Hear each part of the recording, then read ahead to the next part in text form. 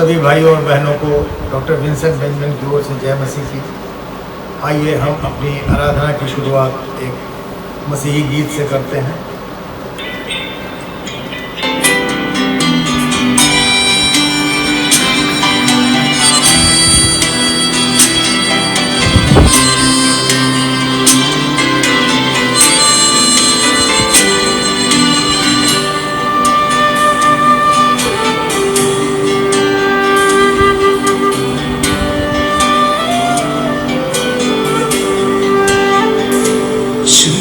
से लेके तूने मुझे रच दिया अपने ही रूप में, प्रेम किया है अनंत प्रेम से, दिया उतरंग मुक्ति के लिए। अनोखा प्यार है तेरा, करूँगा स्तुति तेरी मैं सर्वदा। अनोखा प्यार है तेरा, करूँगा स्तुति तेरी मैं सर्वदा। अनोखा प्यार है तेरा, करूँगा स्तुति तेरी मैं सर्वदा। अनोखा प्यार है तेरा, करूँगा स्तुति तेरी मैं सर्वदा।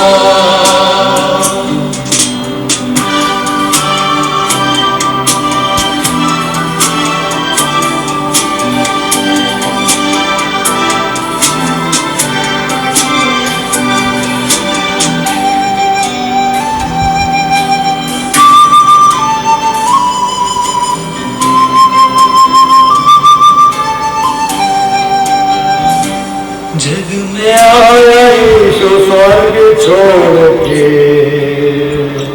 मेरा सारा दंड सह लिया उसने। पूरे खा के क्रूस उठा के यीशु ने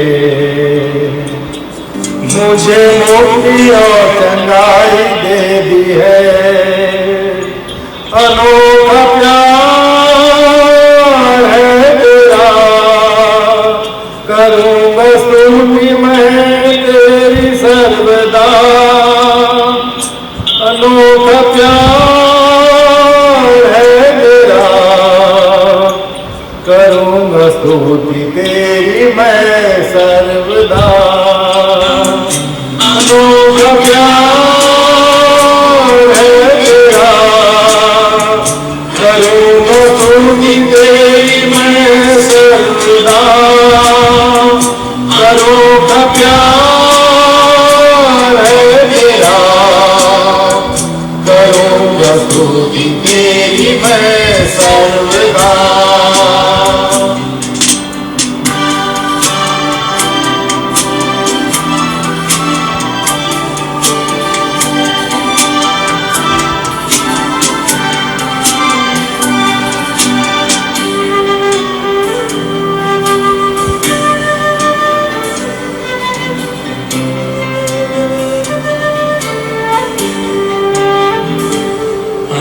वस्त्र और सभी आशीषें दी मुझे उसने भरपूर से।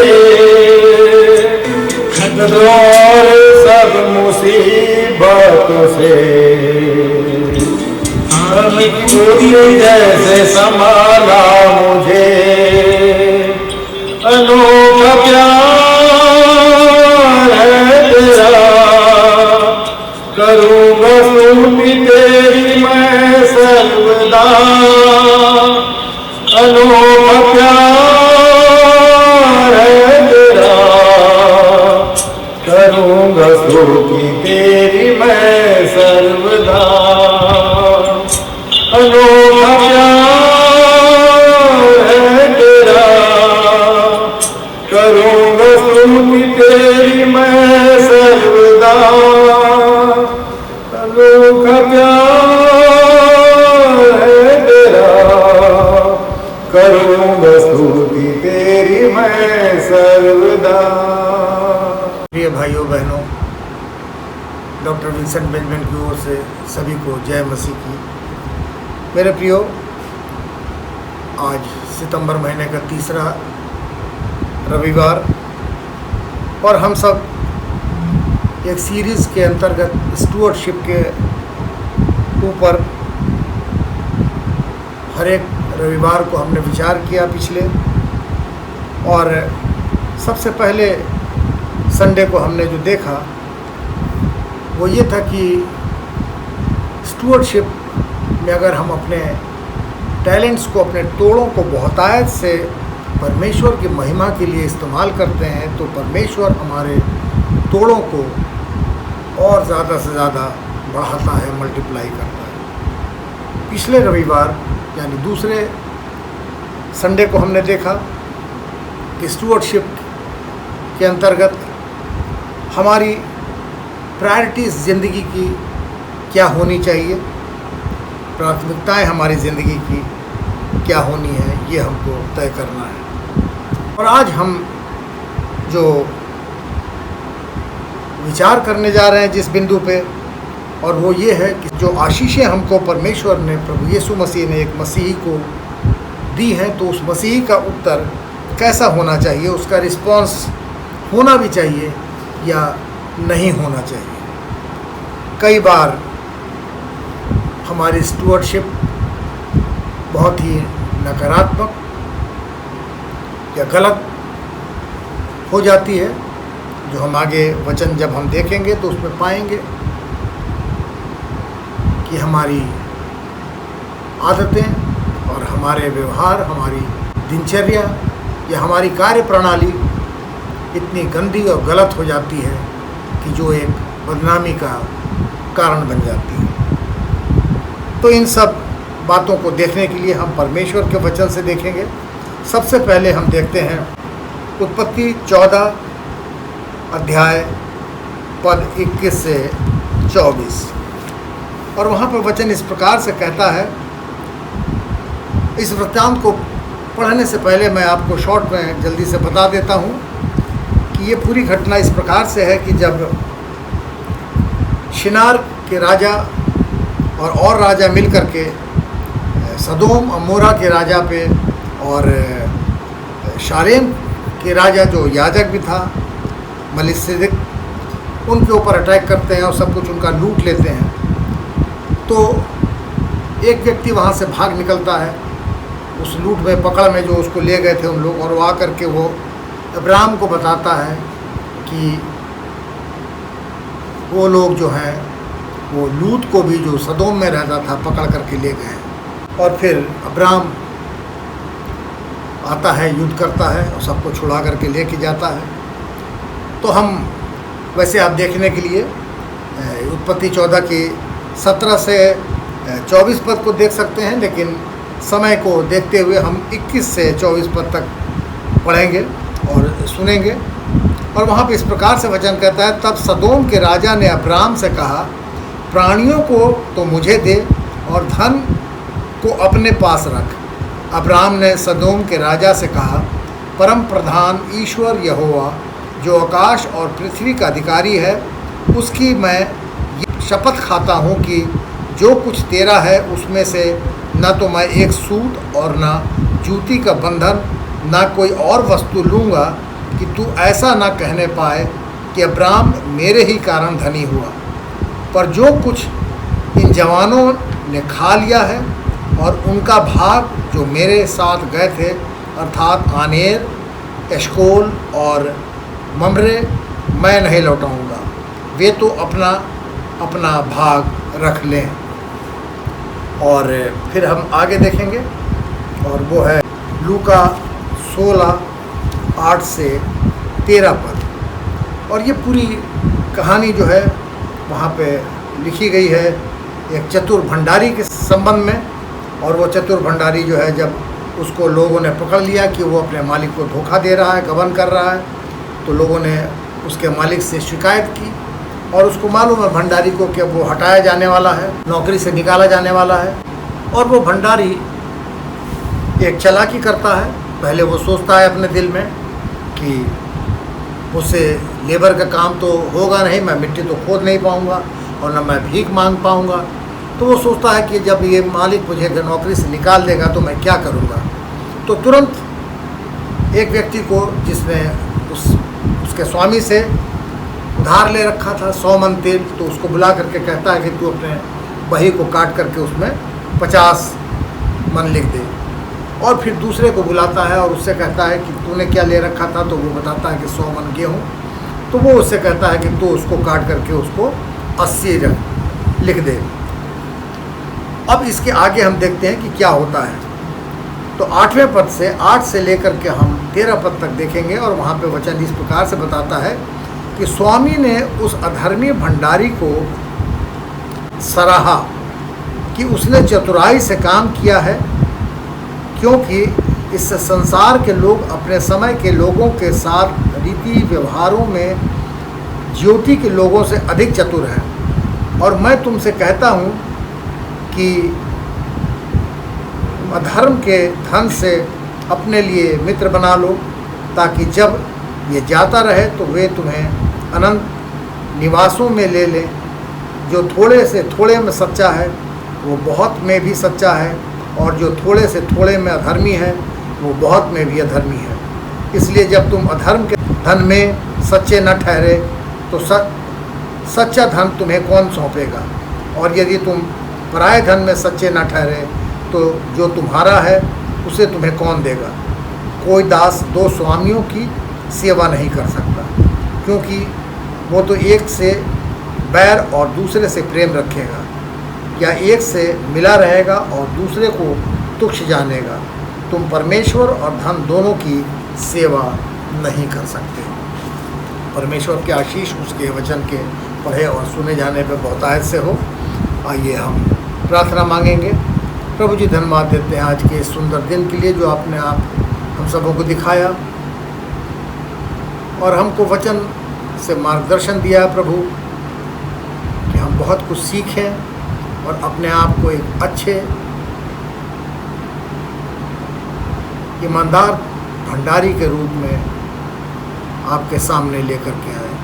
हर एक प्रकार की छल कपट और ऐसी कुबुद्धि से हमें दूर करिए, बचाइए, जो किसी भी प्रकार के गलत काम में हमको आगे लेकर के आती है, हमें गलत काम करने के लिए उकसाती है।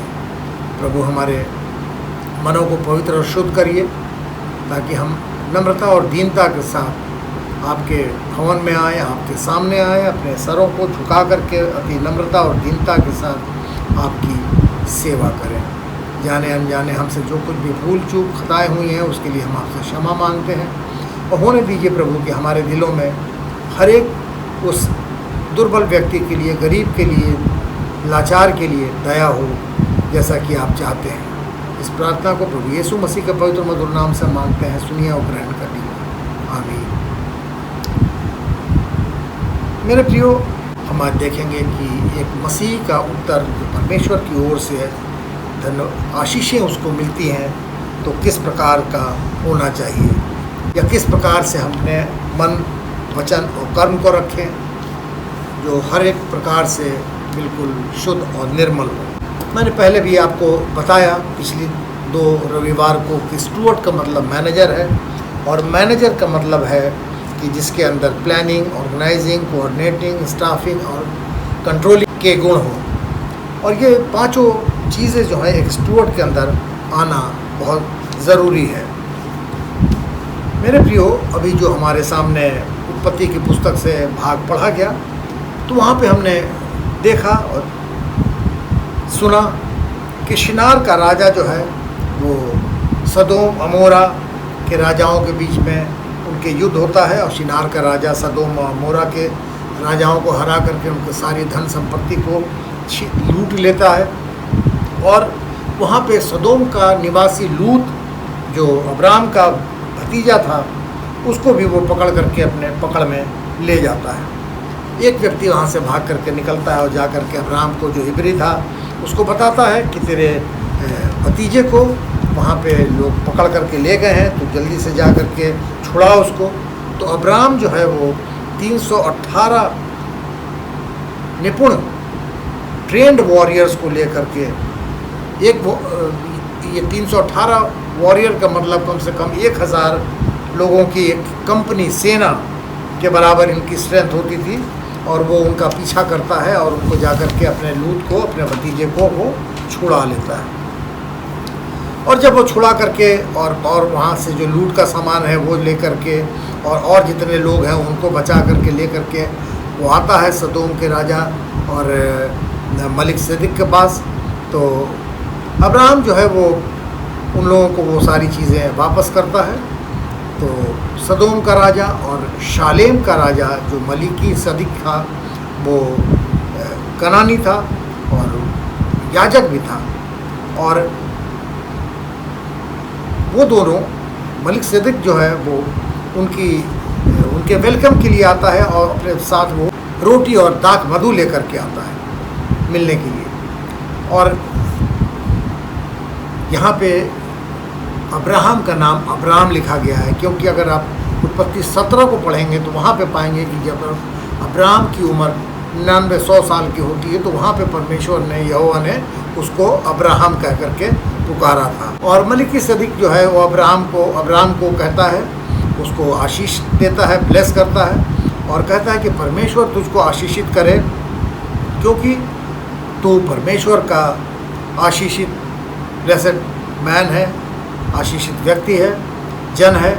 और परमेश्वर ने ही तुझे दुश्मनों पे विजय दिलाई है और इसी कारण परमेश्वर तुझको बहुतायत की आशीष दे।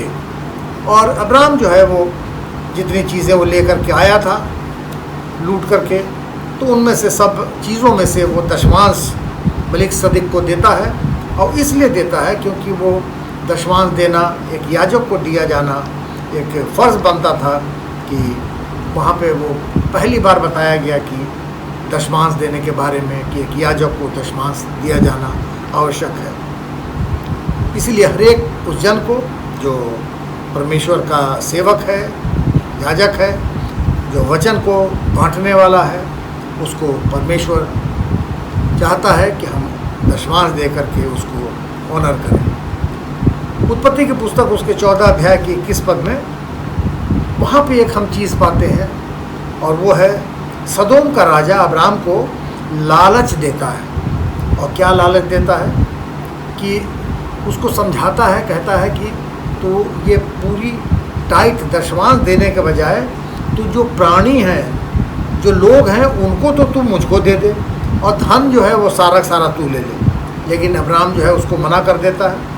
वो कहता है कि वो कोई भी ऐसी नाजायज़ चीज़ नहीं लेगा ताकि कोई भी ये ना कह सके कि ये नाजायज़ धन के कारण अमीर हो गया। वो अपने लोगों को, वो लोग जो हैं वहाँ पे उसके साथ, वही उनको अपने साथ लेकर के जाएगा। आज के ज़माने में ज़्यादातर लोग जो है वो नाजायज़ धन को ही जल्दी से जल्दी पा करके अब बड़ा बनने की कोशिश में लगे रहते हैं, जल्दबाजी में है कि हम किसी भी तरीके से हमको नाजायज़ धन मिल जाए और हम बहुत बड़े बन जाएं, अमीर बन जाएं।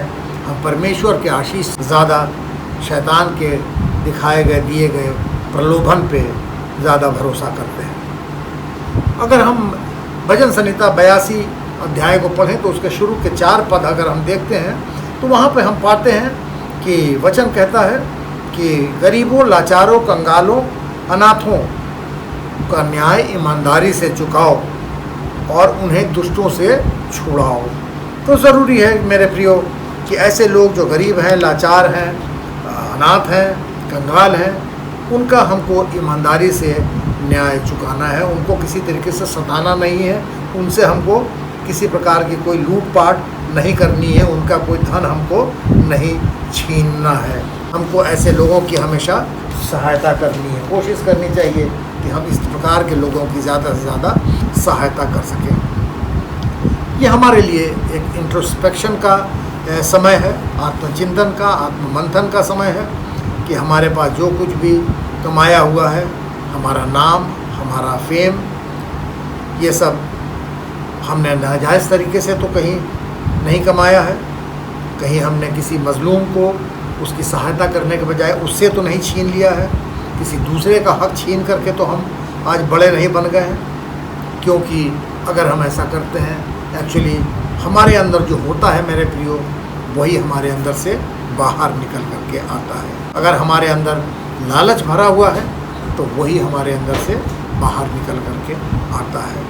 हमारे हाथ में अगर एक प्याला है और उसमें हम कॉफ़ी है और कॉफ़ी पी रहे हैं और हमको एक टक्कर लग जाए और कॉफ़ी निकल करके गिर जाए, और अगर हमसे कोई पूछे कि ये कॉफ़ी कैसे गिरी, क्यों गिरी, तो हमारा सीधा जवाब होगा कि हमको किसी ने टक्कर मार दी इसलिए कॉफ़ी गिर गई। लेकिन ये जवाब गलत।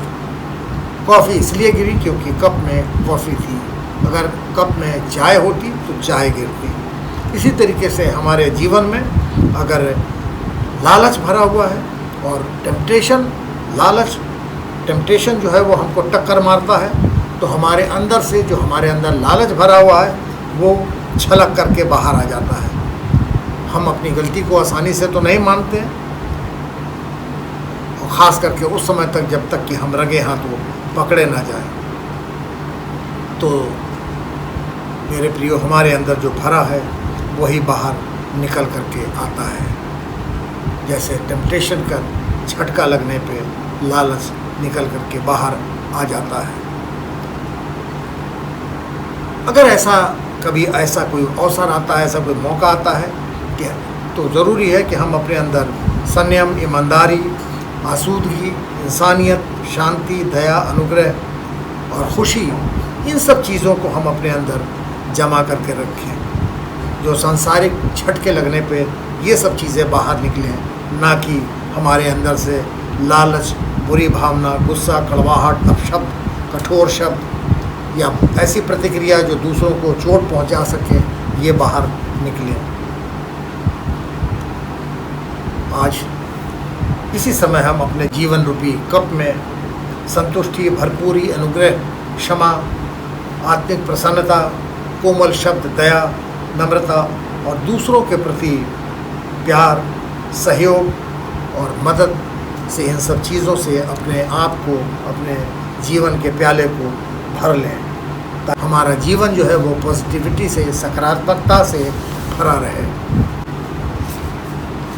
और जब हमारे अंदर सहयोग, मदद, सहायता और समर्पण और त्याग, ये सब चीज़ें निकलेंगी मेरे प्रियो, तो हम पाते हैं इन सब चीज़ों के संबंध में कि अगर हम देखते हैं प्रेरितों के कार्य उसके दूसरे अध्याय के 44 से 47 पद में, तो वहाँ जो बात लिखी है वो पूरी हो जाती है, चरितार्थ हो जाती है। और वहाँ पे हम क्या पाते हैं, वहाँ पे हम देखते हैं चेलों के बीच में शेयरिंग के संबंध में लिखा गया है कि किस प्रकार से जो चेले थे वो आपस में एक साथ मिलकर के प्रार्थना करते थे और एक साथ मिलकर के भोजन करते थे, और एक साथ मिलकर के वो जब एक दूसरे को किसी चीज़ की ज़रूरत होती थी तो सामान बेच करके वो दूसरों की सहायता किया करते थे। दूसरों को एक दूसरे के साथ अपने सामान को दे करके उसकी मदद करते हैं।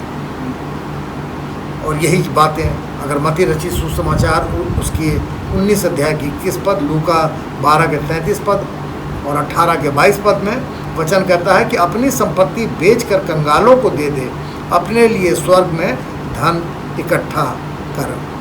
तो मेरे प्रियो, ये सब चीज़ें हम देखते हैं कि परमेश्वर का वचन हमको बताता है कि शेयरिंग के लिए, कि हम सब आपस में मिल कर के एक दूसरे के साथ शेयर करें। और यहाँ तक कि सिर्फ खाने पीने और सिर्फ पैसे से सहयोग करने के लिए नहीं, लेकिन प्रार्थना करने के लिए, परमेश्वर के मंदिर में जाने के लिए भी। लूका रचित सुसमाचार उसके 24 अध्याय के 53 पद में वचन कहता है, वे एक साथ मंदिर में प्रार्थना करते थे। तो सब मिल कर के एक साथ मंदिर में प्रार्थना करते थे। तो हमने अभी पाया कि प्रेरितों के कार्य हमको बताता है दूसरे अध्याय के 44 से 47 पद में कि शेयरिंग, आपस में हम सबों को आना चाहिए। आज अधिकांश लोग जो हैं वो खुदगर्ज हैं, सेल्फ सेंटर्ड हो गए हैं, वो सिर्फ चाहते हैं कि हमको मिले, हमको मिले। हम अपने बारे में सोचते हैं हम कैसे दूसरे से आगे निकल जाएं और दूसरे को कैसे हम पछाड़ दें। किसी भी कीमत पे हम दूसरे की मदद करना नहीं चाहते, बांटना नहीं चाहते, और ये बाइबल के अनुसार सर्वथा अनुचित बात है। एक बात प्रैक्टिकल आपने देखी होगी, बहुत से लोग टहलने जाते हैं, उनका तजुर्बा होगा, और हम पाते हैं कि कई लोग जब टहलते रहते हैं तो जब देखते हैं कि उनसे आगे कोई व्यक्ति चल रहा है तो वो पीछे से कोशिश करते हैं कि वो टहलते हुए ज़ोर लगा करके तेज़ी से उससे आगे निकल जाए, और फिर वो तेज़ी से चलते चलते जो व्यक्ति उससे आगे निकलता है वो उसके आगे निकल जाते हैं, और इस तेज़ी से आगे निकलने के चक्कर में वो कभी कभी अपने घर, जहाँ से उनको जिस मोड़ से मुड़ के अपने घर की ओर जाना है, वो भी भूल जाते हैं, और तेज़ी से चलते हुए उस व्यक्ति से भी आगे निकल जाते हैं, और उस तेज़ी में, जल्दबाजी में वो अपने घर के रास्ते को भी भूल जाते हैं, अपनी मन की शांति को भी भूल जाते हैं। वो रास्ते में दोनों तरफ जो रास्ते की हरियाली है, फूल पत्ते लगे हैं, उसके ऊपर भी ध्यान नहीं देते हैं। पूरे रास्ते जो चलते चलते थैंक यू जीसस, धन्यवाद प्रभु, प्रभु यीशु कहते हुए चलते थे, वो भी कहना भूल जाते हैं। कई बार तो गिरते गिरते भी बचते हैं, कई बार उनके हाथ पैर भी टूटने से बच जाते हैं। शायद हम में से बहुत से लोग अपनी रोज़ की ज़िंदगी में ऐसा ही करते हैं। आज हम पाते हैं कि हम अपने परिवार में, अपने चर्च से, अपने समाज में, अपने पड़ोसी से, अपने सहयोगियों से, दोस्तों की सहायता करने के बजाय हम सिर्फ खुद चैंपियन बनने के चक्कर में लगे रहते हैं कि हम सबसे आगे निकल जाएं, ताकि और बाकी लोग हमसे पीछे रहें, हम सबसे आगे निकल जाएं। हम किसी के साथ कुछ शेयर करना नहीं चाहते, और इस चक्कर में हम अपनी शांति, अपना सुख, सब कुछ खुशी खो देते हैं। अपनी सारी ताकत, अपनी सारी समझ नाशमान वस्तुओं की ओर लगा देते हैं कि वो हमको मिल जाए। लेकिन एक बात हमको ध्यान रखनी चाहिए मेरे प्रियो, कि हमारी इस प्रकार की जो ख्वाहिश है वो कभी भी ख़त्म नहीं होती है। कोई ना कोई हमेशा हमसे आगे रहेगा। हमारे पास जो भी कार हो सकता है कि हमने बहुत महंगी कार खरीदी हो, लेकिन किसी दूसरे की कार हमसे भी ज़रूर ज़्यादा महंगी होगी, अच्छी होगी। हमारे पास बहुत अच्छी क्लास 1 नौकरी हो, लेकिन हो सकता है कि कोई दूसरा हमसे अच्छी नौकरी करता हो। हमारे पास बहुत अच्छी पत्नी हो, लेकिन दूसरे की पत्नी हमारी पत्नी से भी अच्छी होगी। इसी तरीके से हमारा हस्बैंड सबसे हैंडसम हो, लेकिन दूसरे का हस्बैंड हमारे हस्बैंड से भी अच्छा हो सकता है। हमारी शिक्षा हमको लगता है कि सबसे उच्च कोटि की है, लेकिन दूसरे हमसे ज़्यादा भी शिक्षित हो सकते हैं। हम अपने बच्चों को सबसे ज़्यादा अच्छा, होशियार और समझदार मानते हैं, लेकिन दूसरे के बच्चे भी हमारे बच्चों से ज़्यादा होशियार और समझदार हो सकते हैं। तो परिस्थितियाँ और जो कंडीशन है, सर्कमस्टेंसेस हैं, वो सबके अलग अलग होते हैं, और इसमें कभी भी हम किसी से मुकाबला या कंपटीशन ना करें तो ही सबसे अच्छी स्थिति होती है।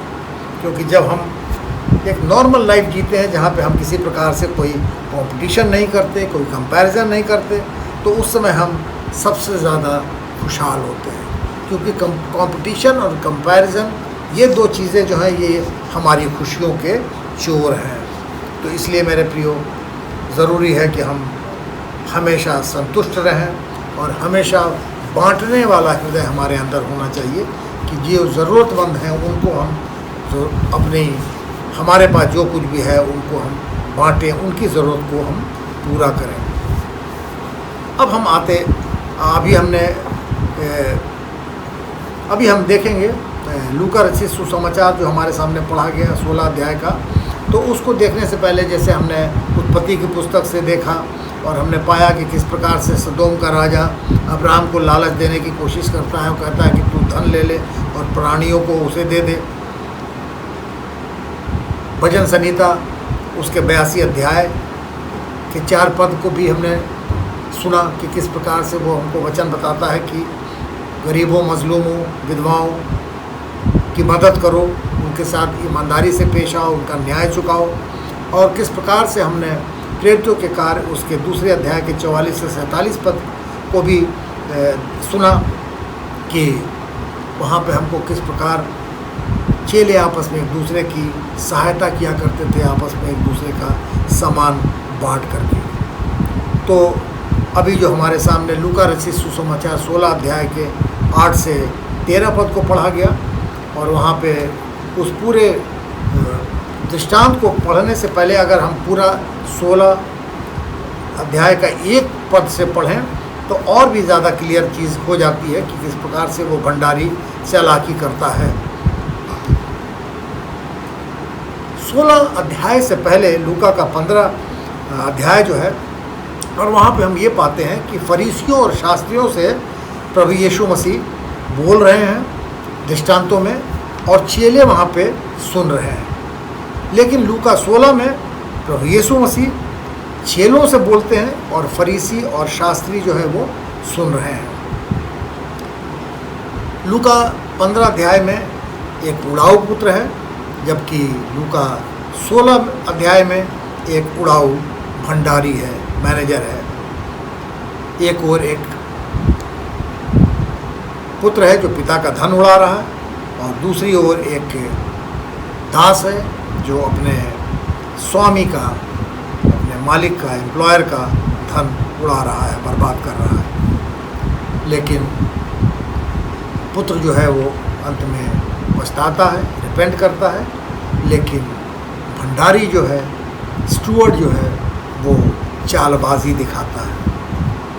और जब वो भंडारी पकड़ा जाता है तो अपने भविष्य को सुरक्षित रखने के लिए वो ये सोचता है कि जब वो नौकरी से निकाल दिया जाए तो क्या करेगा।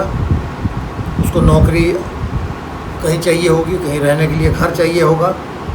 तो वो एक व्यक्ति जिसके पास जो 100 मन तेल ढारता था, उससे वो कहता है कि तू अपने बही में काट करके इसको 50 मन लिख दे। और इसी प्रकार से दूसरे व्यक्ति से पूछता है तो वो कहता है उसके पास 100 मन गेहूँ है, तो वो कहता है तू उसको 80 लिख दे, 20 काट दे, उसमें से डिलीट कर दे। तो इस प्रकार से इसको पाते हैं कि अकाउंट में किस प्रकार से, खातों में किस प्रकार से घपला किया जाता है, एम्बेजलमेंट किया जाता है। आज भी हम पाते हैं कि बहुत से स्टूअर्ड जो है, भंडारी जो है, वो इसी प्रकार की हरकतें हमारे चर्च लाइफ में भी, अपनी नौकरी में भी इस तरीके की हरकतें करते हैं। ये पैराबल जो है, दृष्टांत जो है, वो बड़ा कंट्रोवर्शियल दृष्टांत है, जहाँ पे प्रभु यीशु मसीह उस कहते हैं कि उस स्वामी ने उस भंडारी की चतुराई को सराहा। लेकिन आगे वो कहते हैं कि अंधकार के लोग ज्योति के लोगों से अधिक चतुर हैं। हाँ मेरे प्रिय, क्योंकि बिलीवर्स लूका 16 के 8 पद में कहता है कि विश्वासी जो हैं वो ज्योति की संतान है। और वचन हमको ये भी बताता है कि कबूतर के मानिंद भोले, लेकिन सांप के मानिंद चतुर बनो। आज हमको समय के हिसाब से होशियार बनना है, लेकिन इसका मतलब ये नहीं है कि हम गलत तरीका अपना लें, गलत तरीके से चोरी करना सीख लें। लेकिन होशियार होना तो बहुत ही ज़रूरी है। इस प्रकार के कृत्य को, भंडारी द्वारा किए गए कृत्य को, जो चालाकी है, प्रभु यीशु मसीह ने कहा कि उसके स्वामी ने उसको सराहा। कई बार हम भी अपने डे टू डे लाइफ में ऐसा देखते हैं और करते हैं और कहते भी हैं। जब हम कभी पाते हैं कि हमारे बच्चों के कोई दोस्त हैं जो बहुत ही धूर्त किस्म के हैं, चालाक हैं, और हमारे बच्चों के साथ वो चालाकी करते हैं पढ़ाई लिखाई में या और सब चीज़ों में, तो हम ये तो नहीं चाहते कि हमारा बच्चा इस प्रकार से धूर्त बने, चालाक बने। लेकिन हम अपने बच्चों से हमेशा जताते हैं कि तुम अपने दोस्त को देखो वो कितना चालाक है, उससे सीखो, मतलब चालाकी सीखो, तुम भी होशियार बनो। ये नहीं कि तुम धूर्त बन जाओ, लेकिन तुम होशियार बन जाओ। और वहाँ पे वो भंडारी जो है दूसरे लोगों के साथ मिल कर के उनसे कहता है कि किस प्रकार से वही खातों में घपला करो। मैंने हम सबों ने देखा होगा कि आज के टाइम में बहुत से चर्च के जो सेक्रेटरीज़ हैं वो पास्टर्स के साथ मिल करके इस बात का कहते हुए मुझे बहुत अफसोस है, लेकिन आप सब जानते हैं, आपने अपने चर्चेज़ में या बहुत सी चर्चेज़ में एक चीज़ देखी होगी कि लोग बहुत बड़े बड़े घपले करते हैं, गबन कर लेते हैं, पैसे का बहुत बड़ा उलटफेर हो जाता है। तो मेरे प्रियो, ऐसा करना सर्वथा अनुचित है, गलत है, परमेश्वर को ये बिल्कुल भी पसंद नहीं है। और ऐसा लोग इसलिए करते हैं क्योंकि वो अधर्म के पैसे से दोस्त बना लेते हैं एक दूसरे को। जैसा कि लूका सुसमाचार उसके 16 अध्याय में वचन ने बताया कि तुम अधर्म के पैसे से दोस्त बना लो, लेकिन पर यदि पद 10 और 11 पद में वचन कहता है कि अनुसार को थोड़े से थोड़े में भी यदि तुम सच्चे बने रहोगे तो बहुत में भी सच्चे माने जाओगे, तुम पर विश्वास किया जाएगा। तो तुम ऐसा गलत काम कर करके दूसरे को अपने फेवर में ले लेते हो, एक अलग बात है। लेकिन अगर तुम ऐसा नहीं करते हो और थोड़े से थोड़े में भी तुम विश्वास पात्र बने रहते हो तो तुम्हारे ऊपर हर एक उस जन पर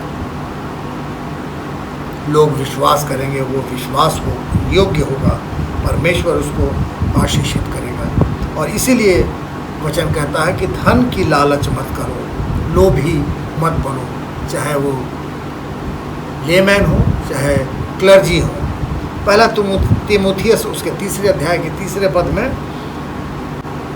लिखा है कि अध्यक्ष एवं सेवक के लिए लिखा गया है और न धन का लोभी हो। तो जो अध्यक्ष है और जो सेवक है वो किसी भी प्रकार से धन का लोभी नहीं होना चाहिए। और फिर पहला तीमुथियुस उसके 6 अध्याय के 10वें पद में वचन कहता है क्योंकि रुपए का लोभ सब प्रकार की बुराइयों की जड़ है। तो ये रुपए का लोभ जो है ये हर एक प्रकार की बुराई का जड़ है। तो अभी हमने देखा लूका सुसमाचार उसके 16 अध्याय के और 10वें पद में वचन ने हमको बताया कि परमेश्वर से प्राप्त थोड़े से थोड़े में भी जो लोग संतुष्ट हैं उनको परमेश्वर आशीषित करता है और उनके तोड़ों को वो ज़्यादा से ज़्यादा मल्टीप्लाई कर करके उनको बहुत बड़ा बना देता है। तो क्या हम परमेश्वर पे भरोसा करते हैं, क्या ट्रस्ट करते हैं, या हम दुनियावी तरीके से जल्दी धन प्राप्त करना चाहते हैं, चाहे वो किसी प्रकार का गबन करके हो या इधर उधर के प्रॉपर्टीज़ को बेच करके हो, या और भी इस तरीके जो एक बैड मैनेजमेंट टेक्निक को दर्शाते हैं जो उस भंडारी ने किया, उस तरीके से अपने धन को बढ़ाना चाहते हैं, अपने पद को बढ़ाना चाहते हैं। तो क्या हम परमेश्वर पे भरोसा रखते हैं, ट्रस्ट करते हैं और उस पर भरोसा कर करके उसकी ब्लेसिंग्स को प्राप्त करके उसका धन्यवाद करना चाहते हैं? मेरे प्रियो, एक कहानी है कि एक मल्टी स्टोरीड बिल्डिंग्स का एक कॉलोनी थी और वहाँ पे एक व्यक्ति ने एक मल्टी स्टोरीड बिल्डिंग के दूसरे मल्टी स्टोरीड बिल्डिंग की छत पे दोनों बिल्डिंग्स पे एक बड़ी सी रस्सी बांधी और उस रस्सी के ऊपर वो एक बिल्डिंग से हो करके चलता हुआ रस्सी पे दूसरी बिल्डिंग तक गया। और रस्सी पे वो जब चढ़ करके जा रहा था तो उसने अपने बेटे को भी अपने कंधे के ऊपर बैठा रखा था और लोग वहाँ हुजूम लगा हुआ था और लोग देख करके ताली बजा रहे थे। और जब वो दूसरी बिल्डिंग पे पहुँच गया सही सलामत तो लोगों ने खूब ताली बजाई, उसका अभिवादन किया, वेलकम किया। तो उस व्यक्ति ने फिर लोगों से पूछा कि अच्छा अब मैं फिर वापस इधर से अब इस बिल्डिंग से वापस उसी बिल्डिंग पे जाना चाहता हूँ या जा रहा हूँ। तो उसने वहाँ पे जो उपस्थित लोग थे उनसे पूछा क्या आप लोगों को भरोसा है, क्या आपको ट्रस्ट है कि मैं इधर से उधर वापस चला जाऊँगा? तो सारे लोगों ने बड़ी ज़ोरों से ताली बजाई कि हाँ हाँ हम विश्वास करते हैं कि आप चले जाएंगे। तो फिर उस व्यक्ति ने कहा कि ठीक है, तो आपको चूँकि विश्वास है कि मैं चला जाऊंगा तो आप में से कौन व्यक्ति मेरे बेटे के स्थान पे मेरे कंधे पे बैठ करके उस पार चलना चाहेगा। और जैसे ही उसने कहा तो वहाँ पे सारे लोगों को सांप सूंघ गया। कोई भी व्यक्ति उस व्यक्ति के कंधे पे बैठ करके उस पार दूसरी बिल्डिंग पे जाने के लिए तैयार नहीं था। मेरे प्रियो, बिलीफ, विश्वास जो है वो ट्रस्ट से, भरोसे से अलग है। भरोसा जो है, ट्रस्ट जो है, इट नीड्स टोटल सरेंडर, पूरी तौर से समर्पण, पूरी तौर से भरोसा करना। हमारे अंदर ये कमी है, हम परमेश्वर पे भरोसा नहीं करके सांसारिक तरीकों पे ज़्यादा विश्वास करते हैं। हम परमेश्वर पे विश्वास तो करते हैं, बिलीव तो करते हैं, लेकिन हम उस पर भरोसा नहीं कर पाते, ट्रस्ट नहीं कर पाते। प्रियो, प्रभु ने हमें दिया है, उसका हम धन्यवाद करें, उस पर भरोसा करें, ताकि वो हमारे जो टैलेंट, जो तोड़े उसने दिए हैं, उसको और बढ़ाता चला जाए और हमको किसी भी प्रकार से कभी भी कोई गलत तरीके को, गलत रास्ते को अपनाने की आवश्यकता ना हो। मुझे उम्मीद है कि पिछले लगातार 3 संडेज को हमने जो स्टुअर्डशिप के ऊपर में परमेश्वर के वचन से सीखा है, वो हमारे जीवन में निश्चित रूप से फलदायक होगा, फल लेकर के आएगा। परमेश्वर का धन्यवाद हो। May God bless you. आइए हम प्रार्थना मांगें। प्रभु जी, धन्यवादित है आज के इस सुंदर दिन के लिए जो आपने हम सबों को दिखाया। प्रभु, आशीषों से मालामाल किया। प्रभु, हम हर एक आशीष के लिए आपका धन्यवाद करते हैं और विनती करते हैं प्रभु कि हम सबों को अंदर इस प्रकार की सोच समझ दीजिए कि हर एक वो गलत बात जो हमको ऐसी प्रेरणा देती है या सिखाती है, उकसाती है कि हम गलत तरीके से कुछ भी प्राप्त करने की कोशिश करें, हमारे मनों के अंदर इस तरीके की जो प्रवृत्ति है प्रभु, उसको बदलिए। हर एक उस शैतानी चाल को, शैतान के उकसावे को हमारे अंदर से ख़त्म करिए। प्रभु, आपका आत्मा हमारे अंदर वास करे और हमेशा हमारे दिल इस प्रकार से तैयार रहें कि हम हमेशा दूसरों की मदद के लिए आगे आए। कोई भी व्यक्ति जो हमारे सामने आता है प्रभु,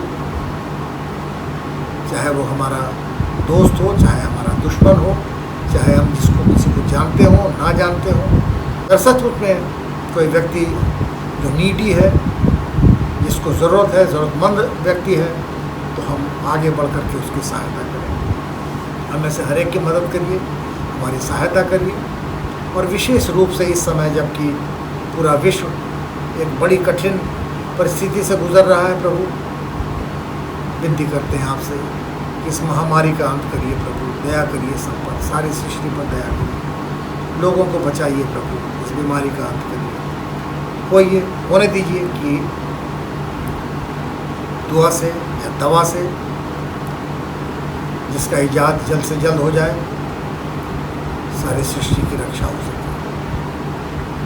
प्रभु, हम जानते हैं कि जब ये वायरस जो इतना माइन्यूट है, सूक्ष्म है, जो दिखाई भी नहीं देता, और इसके द्वारा जब पूरे विश्व में इतना बड़ा आतंक मचा दिया गया है, खतरा मचा दिया गया, पैदा कर दिया गया है, तो तेरा वचन कहता है प्रभु कि अगर तुम्हारा विश्वास राई के दाने के बराबर भी हो, तो इस पहाड़ से कहो कि इस उखड़ करके समुद्र में जा पड़े, तो वो चला जाएगा। हमारे विश्वास को राई के दाने के बराबर ही करिए प्रभु, ताकि हम सचमुच में उस विश्वास से इस प्रार्थना को मांगें कि इस दुनिया के अंदर से लड़ाई झगड़े, हर किस्म की महामारी, बीमारी, ये ऐसी चीज़ें जो एक मनुष्य के लिए सताव का कारण बनी हुई है प्रभु, खत्म हो, शांति हो, और हर एक जन के अंदर भाईचारगी हो, प्यार हो। प्रभु यीशु मसीह, आपने तो शांति और प्रेम का ही संदेश पूरे विश्व को दिया है। हमारे अंदर से भी वही शांति और प्रेम का संदेश भरिए, ताकि लोग हमारे जीवनों से आपको देख करके समझ सके प्रभु कि प्रभु यीशु मसीह कि ये मानने वाले लोग किस प्रकार का इनका जीवन है। आप सबों के पापों धर्मों को क्षमा करिए। जो लोग प्रभु इस बीमारी से ग्रस्त हैं, जिन्होंने अपने लोगों को खोया है, उनको सांत्वना दीजिए। जो बीमार हैं उनको चंगाई दीजिए। जो लोग सेवकाई में लगे हैं प्रभु जी, मेडिकल नॉन मेडिकल स्टाफ और जितने भी लोग हैं प्रभु, सबों को आशीषित करिए, सबों की रक्षा करिए। और जाने अनजाने जो कुछ भी हमसे भूल हुई है प्रभु क्षमा करिए। उन लोगों के लिए भी विनती करते हैं जो बाढ़ से, लैंडस्लाइड से, भूकंप से और अलग अलग किस्म के दैवीय प्रकोप से प्रभु परेशान हैं, ग्रसित हैं। उन लोगों की रक्षा करिए। जाने अनजाने हमसे हर एक भूल चूक खताओं को हमारी माफ़ करिए। हर एक जगह पूरे विश्व में शांति और अमन हो। प्रभु इस प्रार्थना को प्रभु यीशु मसीह के पवित्र मधुर नाम से मांगते हैं, सुनिए और ग्रहण कर लीजिए। आमीन, आमीन, आमीन। जय मसीह, जय मसीह।